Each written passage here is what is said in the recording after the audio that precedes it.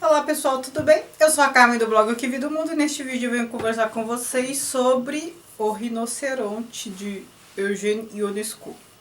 Primeiro eu vou falar um pouquinho desse autor que é pouco conhecido aqui no Brasil. Eugène Ionesco, ele nasceu na Romênia, mas ele foi radicado na França. Ele estudou na França, ele até voltou para a Romênia depois, mas também retornou para a França. Ele é radicado como francês, escreve em francês. Essa foi a segunda obra que eu li dele, peça de teatro, mas eu acho que ele é até mais famoso, não sei, eu desconfio que ele seja mais famoso por essa obra aqui, que eu tenho em francês, é La Cantatrice Chauve, que ficou como A Cantora Careca, em português, que é uma tradução literal. Pelos títulos a gente já percebe uma estranheza, né, do que ele está falando, afinal, A Cantora Careca ou Rinoceronte. Mas vamos à obra. Aqui, O Rinoceronte. Trata do quê? As pessoas de um determinado lugar começam a virar rinocerontes. Como isso se dá? Começa assim, uma situação numa mercearia, tem vários personagens, tem o lógico, representando o pensamento racional, tem dois amigos discutindo, depois tem o merceeiro, né, o dono da mercearia, a esposa, a empregada, a garçonete e tal. E aí tem uma série de diálogos paralelos, e essa parte é muito engraçada, porque parece conversa de doido. Duas pessoas conversando aqui, mais duas conversando ali, e aquela dupla, uma responde a pergunta da outra aqui, e fica uma conversa absurda, mas é absurda, mas muito presente no nosso cotidiano, pelo menos nas cidades grandes a gente percebe muito disso. Pessoas com lugares com muitas pessoas e conversas paralelas. Um tá falando com o outro, mas o outro pensa que é um, responde o outro. Fica aquela confusão, mas dá para entender. E logo nesse começo a gente percebe que o Ionesco, ele tira um sarro. Ele tira um sarro com o cientificismo. Principalmente através da figura do lógico. Porque esse lógico começa a ensinar o que é silogismo. Sabe aquele silogismo socrático? Sabe? Todo mortal, todo homem é mortal. Sócrates é homem, logo Sócrates é mortal. Ele começa a ensinar esse silogismo, só que aí eles começam nessa confusão, nessa conversa de doido, esse silogismo começa a ficar desconstruído e começa a ficar absurdo. A ponto de acharem que Sócrates é, sei lá, uma galinha, porque a galinha tem duas pernas, Sócrates tem duas pernas, logo Sócrates é uma galinha. Sabe uma coisa assim? Essa é uma das formas que o Ionesco acha para tirar um sarro da ciência. Não é só essa passagem, não. Tem outra passagem que ele tira um sarro do Descartes, sabe? Do cogito ergo sum, o penso logo existo. Tem uma parte que os personagens falam assim, ah, você não pensa, então você não existe. E tem outras tiradas, assim, de essas máximas filosóficas ou os provérbios, máximas científicas que a gente conhece bem, e ele tira um sarro, né? Então essa situação que está todo mundo conversando, essa coisa balbúrdia, mas que quem mora na cidade grande conhece muito bem, nessa situação vem passar um rinoceronte. E esse rinoceronte se torna um acontecimento da cidade. Aí eles começam, todo mundo fica abismado com o rinoceronte tal, de onde veio, para onde vai. Daí a pouco, outro rinoceronte volta, né?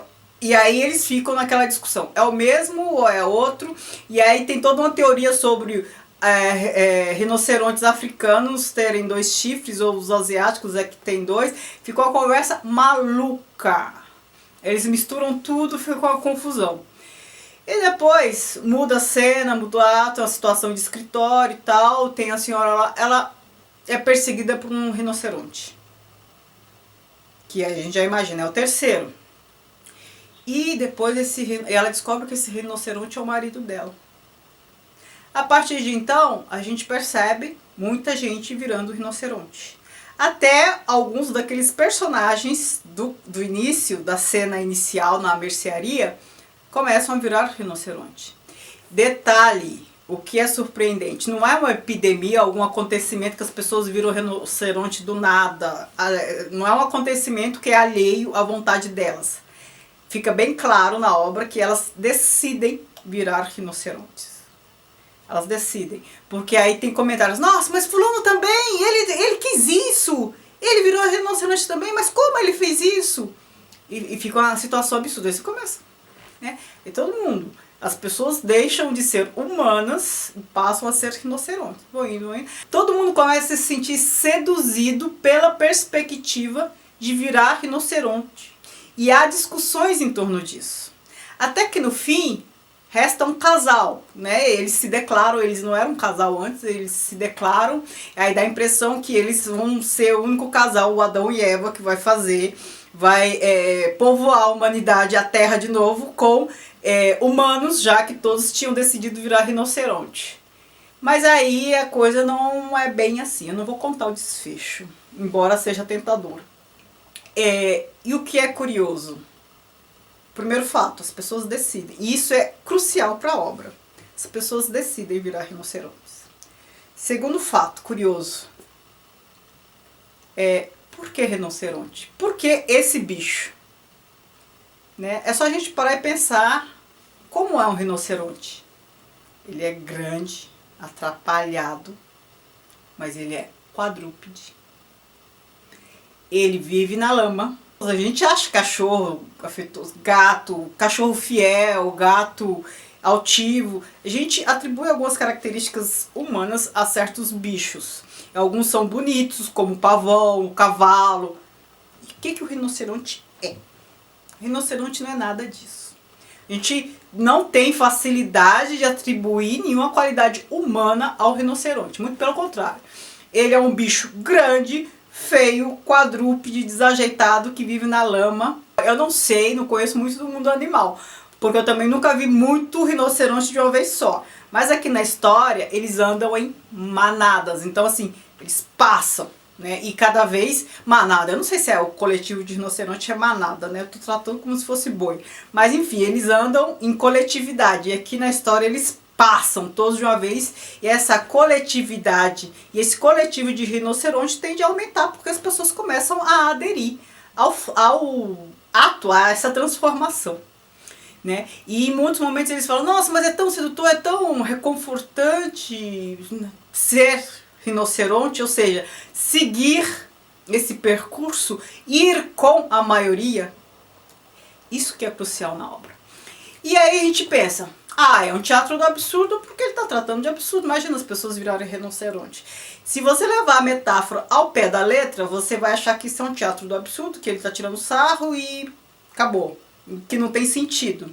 Se você considerar que isto é uma metáfora, e a metáfora deve ser interpretada e não levada ao pé da letra, você vai perceber que ele está fazendo uma crítica às pessoas que seguem a maioria sem criticar as pessoas que seguem o discurso da maioria, por mais irracional e absurdo que ele seja, simplesmente porque é o discurso da maioria.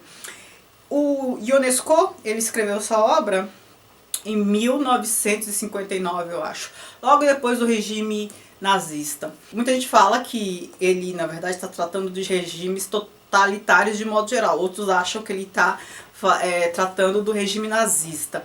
Eu acho que ele está tratando de regimes totalitários de modo geral, mas especificamente ao nazismo. Vocês sabem que eu tenho um projeto sobre o Holocausto e eu tenho estudado muito isso. Muito se fala da conivência dos alemães. Então, assim, de não questionar e conforme a maioria está indo. E é uma decisão racional. Ou seja, por mais absurdo, por mais sem sentido, e você adere à maioria sem questionar. É essa a crítica dele. Então, se você para e pensa, você interpreta a metáfora, não tem nada de absurdo, é super atual. A gente vê isso em política atualmente, a gente percebe isso em regimes totalitários. Agora, se você achar que o fato das pessoas virarem rinoceronte não tem nada a ver, pronto, você perdeu a obra, né? Você tem que interpretar a metáfora. E isso ele faz muito bem. Eu não quero falar do final. Tem um desfecho impressionante. Não impressionante, mas não é assim que surpreende. É impressionante não no sentido de surpreender. É impressionante no sentido da posição adotada. Sabe, assim, de admirável, no sentido da posição adotada. É essa crítica a essa posição, a esse posicionamento de seguir a maioria, que é feita aqui por Ionesco. Vocês percebem que não tem nada de absurdo nisso? Não tem nada de absurdo. Então, que teatro de absurdo é esse? Não é. Se você interpretar a metáfora, não tem nada de absurdo. A mesma coisa acontece aqui, né? Cantatrice chauve. Aqui é uma situação em que um casal, eles sentam no banco de uma praça e começam a conversar. Eles começam a conversar, depois de um tempo eles se descobrem marido e mulher. Nossa, mas isso não tem sentido. Como é que eles não se reconheceram sendo marido e mulher? Se você interpretar isso ao pé da letra, não tem sentido mesmo. Eles se reconheceriam fisicamente.